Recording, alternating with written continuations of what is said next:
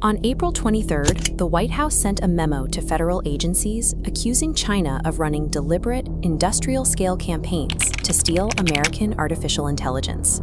Exactly 24 hours later, a Chinese startup named DeepSeek launched a 1.6 trillion parameter model. They released the weights for download, they open-sourced the code, and they did it without using American chips. For 15 years, training top-tier AI required one specific ingredient: NVIDIA hardware.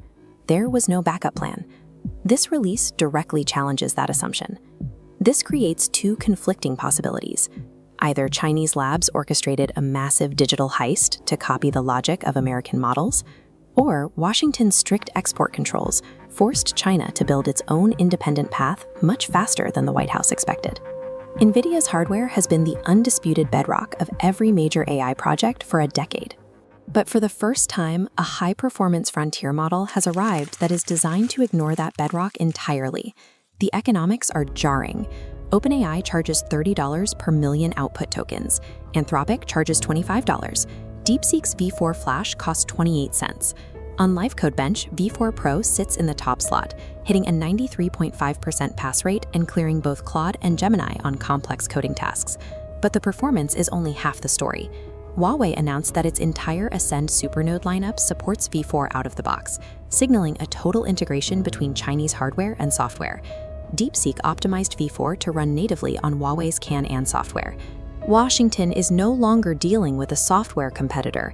They are facing a fully operational, independent hardware ecosystem bypassing American controls. Washington's official response began the day before DeepSeek's launch. The Office of Science and Technology Policy released this memo, formalizing the accusation of distillation.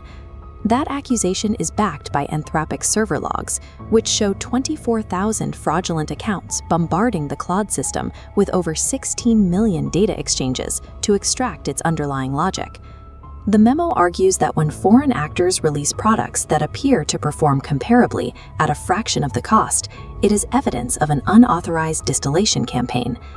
24 hours after those words were published, a Chinese model matching that exact description hit the open market. The US government is boxed in.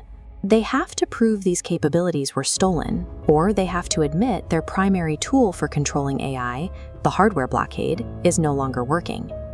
American AI giants are calling this distillation theft, yet OpenAI and Anthropic are currently defending themselves against massive copyright lawsuits for training their own models on scraped books and public data without permission. But there is a mechanical explanation for why China is moving so fast.